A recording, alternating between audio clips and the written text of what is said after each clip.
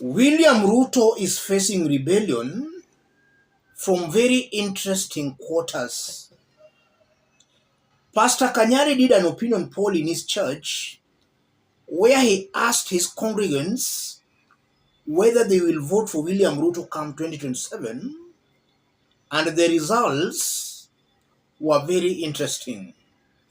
Look at this before we continue. Hii serikali ya UDA nyinyi ndio mtaamua 2027 mtaichagua ama hamtaichagua. Wangapi wanaona wakichagua serikali ya UDA? Inua mkono wako juu. Wangapi wanaona mpaka hapo hii lazima iende nyumbani? Inua mkono wako juu. Inua kabisa mkono juu. Pastors tuko pamoja. Kama unasema serikali itaenda nyumbani, inua mkono wako juu. Iende nyumbani. Kanisa zima kila mtu amesema hii serikali lazima itaenda wapi? Itaenda nyumbani. Hebu inua mkono tena. Wala wanasema hii serikali lazima iende asubuhi na mapema. Kura yangu ni iende nyumbani. Inua mkono juu. Si unaona? Yes. Kwa nini mnataka iende nyumbani? Maana haijakuwa nzuri kweli. Hivyo ndivyo Mungu alivyo. Kama hutakuwa mzuri kwake, na yeye hatakuwa mzuri kwako. Hallelujah. Oh yes. Lazima uwe mzuri kwa Mungu na yeye akuwe mzuri kwako. Kama unanielewa, inua mkono, sema amen. Amen. Sema kuanzia leo nitakuwa mzuri. Nitakuwa mzuri. Mpe Yesu makofi mazuri. Hallelujah. Yes. That's Pastor Kanyare. Kanyare has just done an opinion poll in his church where he has asked his church congregants whether they will vote for William Ruto come 2027 or not. And you are seeing almost the whole church is saying they will not vote for William Ruto come 2027. That's very interesting because the same people supported and most definitely voted for William Ruto in 2022 presidential election. In just 1 year and 6 months, you are seeing they've made a U-turn. They no longer support William Ruto. What does that mean, ladies and gentlemen? The first thing coming out very clearly, it might be possible that Chebukati announced the wrong results. Chebukati might have announced the wrong results.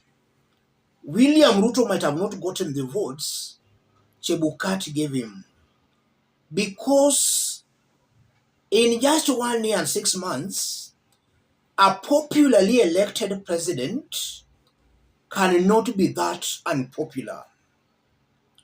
And I'm saying that because across the country, even in areas that voted for him, as announced by Chebukati, you are seeing they are disowning him. He's being disowned everywhere. It might be possible that Chebukati announced the wrong results. William Ruto never won 2022 presidential election. Secondly, it's also possible that William Ruto's lies are catching up with him. When Kenyans were voting for him in 2022, they never knew him very well. All along, some Kenyans were complaining about William Ruto, but some did assume that it was just politics, that some people just hated William Ruto, so they were just spreading falsehood. In 1 year and 6 months he has been in power, Kenyans are now knowing him better. And those who supported him, those who voted for him blindly, their eyes are now opening up that they voted for the wrong person. That's why we are seeing that kind of rejection. It might be possible some Kenyans voted blindly, They are now waking up to the truth that they supported a wrong candidate. The third thing coming out clearly, the same people, the church that is disowning William Ruto, they told Kenyans that Ruto was a God-sent leader, a godly leader. It might be possible that that grace of the Lord has deserted William Ruto, or in the first place, he was not a God-chosen leader. The people who are saying he was God-chosen might have had their own interests in misleading their congregations that Ruto was God-chosen. And I'm saying that because in 2022, the church was solidly behind William Ruto, and some church leaders could even curse William Ruto's political opponents. What has changed? It might be possible that those church leaders were just serving their own interests, not God's interests. And also listening to Kanyare, you are just seeing the kind of anger that Kenyans have against Ruto. It's not only the church, but even the poor hustlers, the ordinary mananchi is complaining. Almost everybody is complaining. Leaders who supported William Ruto are dumping him. They are complaining that William Ruto lied to them. Ruto gave them a raw deal. Kenyans are also complaining of getting a raw deal from William Ruto. So everybody is complaining, and that confirms beyond any reasonable doubt that William Ruto is going down in history as a one-term president. He has become too unpopular to win any election in Kenya. We can't have a situation where everybody is complaining, leaders are complaining, the ground is complaining.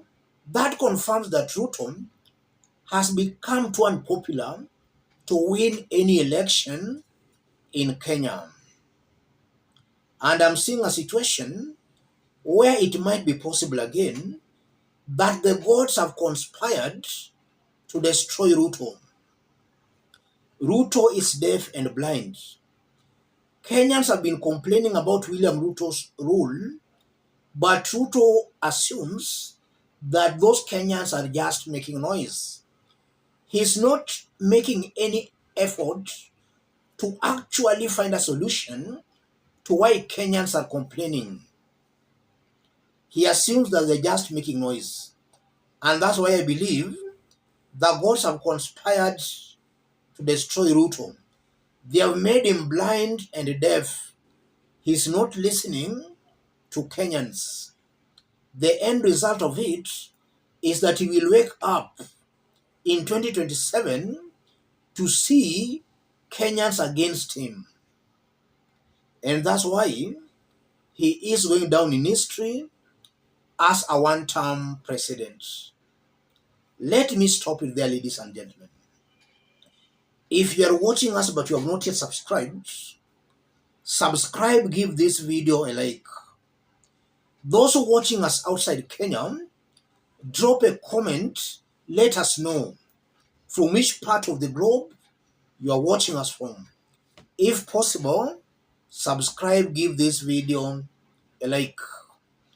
Pastor Kanyare has just done an opinion poll in his church, and you are seeing clearly that a majority most definitely will not vote for William Ruto.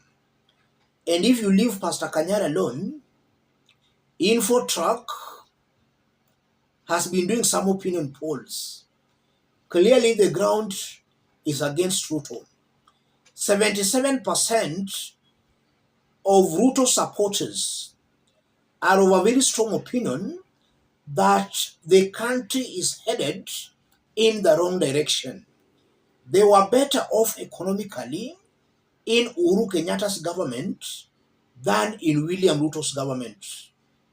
Those are William Ruto supporters saying Uhuru Kenyatta was better.